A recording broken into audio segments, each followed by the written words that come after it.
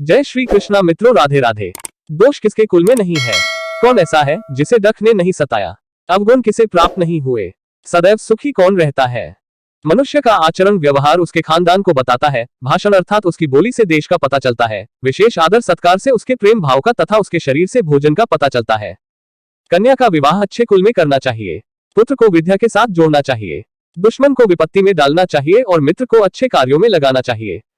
दुर्जन और सांप सामने आने पर सांप का वर्ण करना उचित है, न कि दुर्जन का, क्योंकि सर्प तो एक ही बार डसता है, परंतु दुर्जन व्यक्ति कदम कदम पर बार बार डसता है। इसीलिए राजा खानदानी लोगों को ही अपने पास एकत्र करता है, क्योंकि कुलीन अर्थात अच्छे खानदान वाले लोग प्रारंभ में, मध्य में और अंत में राजा को किसी दशा ने भी नहीं त्यागते। प्रलय काल में सागर भी अपनी मर्यादा को नष्ट कर डालते हैं, परंतु साधु लोग प्रलय काल के आने पर भी अपनी मर्यादा को नष्ट नहीं होने देते। मूर्ख व्यक्ति से बचना चाहिए। वह प्रत्यक्ष में दो पैरों वाला पशु है। जिस प्रकार बिना आंख वाले अर्थात अंधे व्यक्ति को कांटे भेदते हैं, उसी प्रकार मूर्ख व्यक्ति अपने कटु व अज्ञान से भरे वचनों से भेदता है। रूप और यौवन से संपन्न तथा उच्च कुल में जन्म लेने वाला व्यक्ति भी यदि विद्या से रहित है तो वह बिना सुगंध के फूल की भांति शोभा नहीं पाता। कोयल की शोभा उसके स्वर में है, स्त्री की शोभा उसका पतिव्रत धर्म है, कुरूप व्यक्ति की शोभा उसकी विद्वता में है और तपस्वियों की शोभा क्षमा में है। किसी एक व्यक्ति को त्यागने से यदि कुल की रक्षा होती हो तो उस एक को छोड़ देना चाहिए। पूरे गांव की भलाई के लिए कुल को तथा देश की भलाई के लिए गांव को और अपने आत्म सम्मान की रक्षा के लिए सारी पृथ्वी को छोड़ देना चाहिए। उद्योग धंधा करने पर निर्धनता नहीं रहती है। प्रभु नाम का जप करने वाले का पाप नष्ट हो जाता है। चुप रहने अर्थात सहनशीलता रखने पर लड़ाई झगड़ा नहीं होता और वो जागता रहता है अर्थात सदैव सजग रहता है, उसे कभी भय नहीं सताता। अति सुंदर होने के कारण सीता का हरण हुआ, अत्यंत अहंकार के कारण रावण मारा गया, अत्यधिक दान के कारण राजा बलि बांधा गया। अतः सभी के लिए अति ठीक नहीं है। अति सर्वथा वर्जयते, अति को सदैव छोड़ देना चाहिए। समर्थ को भार कैसा, व्यवसाय के लिए कोई स्थान दूर क्या, विद्वान के लिए विदेश कैसा। मधुर वचन बोलने वाले का शत्रु कौन। एक ही सुगंधित फूल वाले वृक्ष से जिस प्रकार सारा वन सुगंधित हो जाता है, उसी प्रकार एक सुपुत्र से सारा कुल सुशोभित हो जाता है। आग से जलते हुए सूखे वृक्ष से सारा वन जल जाता है, जैसे कि एक नालायक कुपुत्र लड़के से कुल का नाश होता है। जिस प्रकार चंद्रमा से रात्रि की शोभा होती है, उसी प्रकार एक सुपुत्र अर्थात साधु प्रकृति वाले पुत्र से कुल आनंदित होता है। शौक और डक देने वाले बहुत से पुत्रों को पैदा करने से क्या लाभ है? कुल को आश्रय देने वाला तो एक पुत्र ही सबसे अच्छा होता है। पुत्र से 5 वर्ष तक प्यार करना चाहिए।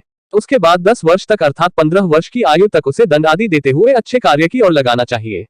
16वां साल आने पर मित्र जैसा व्यवहार करना चाहिए। संसार में जो कुछ भी भला बुरा है उसका उसे ज्ञान कराना चाहिए। देश में भयानक उपद्रव होने पर, शत्रु के आक्रमण के समय, भयानक दुर्भिक्ष अकाल के समय, दुष्ट का साथ होने पर जो भाग जाता है वही जीवित रहता है। जिसके पास धर्म, अर्थ, काम और मोक्ष इनमें से एक भी नहीं है, उसके लिए अनेक जन्म लेने का फल केवल मृत्यु ही होता है। जहां मूर्खों का सम्मान नहीं होता, जहां अन्न भंडार सुरक्षित रहता है, जहां पति पत्नी में कभी झगड़ा नहीं होता, वहां लक्ष्मी बिना बुलाए ही निवास करती है और उन्हें किसी प्रकार की कमी नहीं रहती। यह निश्चित है कि शरीरधारी जीव के गर्भकाल में ही आयु, कर्म, धन, विद्या, मृत्यु इन पांचों की सृष्टि साथ ही साथ हो जाती है। साधु महात्माओं के संसर्ग से पुत्र, मित्र, बंधु और जो अनुराग करते हैं वे संसार चक्र से छूट जाते हैं और उनके कुल धर्म से उनका कुल उज्जवल हो जाता है। जिस प्रकार मछली देख रेख से, कछुई चिड़िया स्पर्श से चोंच द्वारा सदैव अपने बच्चों का पालन पोषण करती है, वैसे ही अच्छे लोगों के साथ से सर्व प्रकार से रक्षा होती है। यह नश्वर शरीर जब तक निरोग व स्वस्थ है या जब तक मृत्यु नहीं आती, तब तक मनुष्य को अपने सभी पुण्य कर्म कर लेने चाहिए, क्योंकि अंत समय आने पर वह क्या कर पाएगा। विद्या कामधेनु के समान सभी इच्छाएं पूर्ण करने वाली है। विद्या से सभी फल समय पर प्राप्त होते हैं। परदेश में विद्या माता के समान रक्षा करती है। विद्वानों ने विद्या को गुप्त धन कहा है, अर्थात विद्या वह धन है जो आपातकाल में काम आती है। इसका न तो हरण किया जा सकता है, न ही इसे चुराया जा सकता है। सैकड़ों अज्ञानी पुत्रों से एक ही गुणवान पुत्र अच्छा है। रात्रि का अंधकार एक ही चंद्रमा दूर करता है, न कि हजारों तारे। बहुत बड़ी आयु वाले मूर्ख पुत्र की अपेक्षा पैदा होते ही जो मर गया वह अच्छा है, क्योंकि मरा हुआ पुत्र कुछ देर के लिए ही कष्ट देता है, परंतु मूर्ख पुत्र जीवन भर जलाता है। बुरे ग्राम का वास, झगड़ालू स्त्री, नीच कुल की सेवा, बुरा भोजन, मूर्ख लड़का, विधवा कन्या, ये 6 बिना अग्नि के भी शरीर को जला देते हैं। उस गाय से क्या लाभ जो न बच्चा जने और न ही दूध दे। ऐसे पुत्र के जन्म लेने से क्या लाभ जो न तो विद्वान हो न किसी देवता का भक्त हो। इस संसार में ढकों से दग्ध प्राणी को 3 बातों से सुख शांति प्राप्त हो सकती है, सुपुत्र से, पतिव्रता स्त्री से और सत्संगति से। राजा लोग एक ही बार बोलते हैं, आज्ञा देते हैं। पंडित लोग किसी कर्म के लिए एक ही बार बोलते हैं, बार बार श्लोक नहीं पढ़ते। कन्याएं भी एक ही बार दी जाती है। ये 3 एक ही बार होने से विशेष महत्व रखते हैं। तपस्या अकेले में, अध्ययन 2 के साथ, गाना 3 के साथ, यात्रा 4 के साथ, खेती 5 के साथ और युद्ध बहुत से सहायकों के साथ होने पर ही उत्तम होता है। पत्नी वही है जो पवित्र और चतुर है, पतिव्रता है। पत्नी वही है जिस पर पति का प्रेम है। पत्नी वही है जो सदैव सत्य बोलती है। बिना पुत्र के घर सुना है, बिना बंधु बांधवों के दिशाएं सुनी है। मूर्ख का हृदय भावों से सुना है। दरिद्रता सबसे सुनी है, अर्थात दरिद्रता का जीवन महाकष्टकारक है।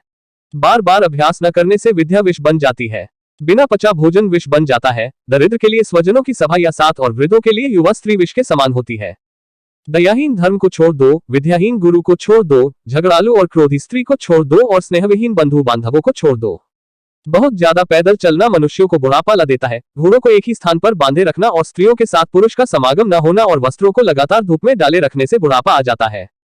बुद्धिमान व्यक्ति को बार बार यह सोचना चाहिए कि हमारे मित्र कितने हैं, हमारा समय कैसा है, अच्छा है या बुरा, और यदि बुरा है तो उसे अच्छा कैसे बनाया जाए। हमारा निवास स्थान कैसा है, सुखद, अनुकूल अथवा विपरीत, हमारी आय कितनी है और व्यय कितना है, मैं कौन हूँ, आत्मा हूँ अथवा शरीर, स्वाधीन हूँ अथवा पराधीन, तथा मेरी शक्ति कितनी है।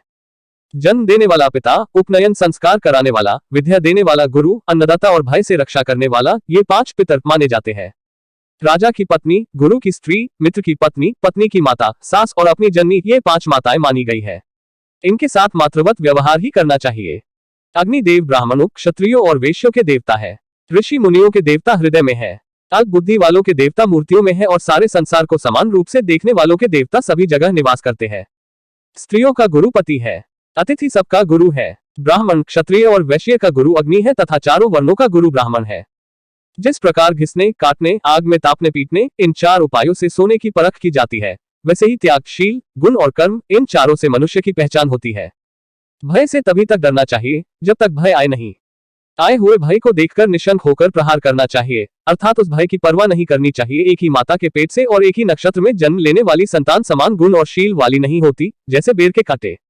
जिसका जिस वस्तु से लगाव नहीं है, उस वस्तु का वह अधिकारी नहीं है। यदि कोई व्यक्ति सौंदर्य प्रेमी नहीं होगा तो श्रृंगार शोभा के प्रति उसकी आसक्ति नहीं होगी। मूर्ख व्यक्ति प्रिय और मधुर वचन नहीं बोल पाता और स्पष्ट वक्ता कभी धोखेबाज, धूर्त या मक्कार नहीं होता। मूर्खों के पंडित, दरिद्रों के धनी, विधवाओं की सुहागिनें और वेश्याओं की कुल धर्म रखने वाली पतिव्रता स्त्रियां शत्रु होती है। आलस्य से अध्ययन न करना, विद्या नष्ट हो जाती है। दूसरे के पास गई स्त्री, बीज की कमी से खेती और सेनापति के न होने से सेना नष्ट हो जाती है। विद्या अभ्यास से आती है। सुशील स्वभाव से कुल का बड़प्पन होता है। श्रेष्ठत्व की पहचान गुणों से होती है और क्रोध का पता आंखों से लगता है। धर्म की रक्षा धन से, विद्या की रक्षा निरंतर साधना से, राजा की रक्षा मृदु स्वभाव से और पतिव्रता स्त्रियों से घर की रक्षा होती है। वेद पांडित्य व्यर्थ है, शास्त्रों का ज्ञान व्यर्थ है, ऐसा कहने वाले स्वयं ही व्यर्थ है। उनकी ईर्ष्या और डक भी व्यर्थ है। वे व्यर्थ में ही ढकी होते हैं, जबकि वेदों और शास्त्रों का ज्ञान व्यर्थ नहीं है। दरिद्रता का नाश दान से, दुर्गति का नाश शालीनता से, मूर्खता का नाश सद्बुद्धि से और भय का नाश अच्छी भावना से होता है। काम वासना के समान दूसरा रोग नहीं, मोह के समान शत्रु नहीं, क्रोध के समान आग नहीं और ज्ञान से बढ़कर सुख नहीं। मनुष्य अकेला ही जन्म लेता है और अकेला ही मरता है। वह अकेला ही अपने अच्छे बुरे कर्मों को भोगता है। वह अकेला ही नरक में जाता है, परम पद को पाता है।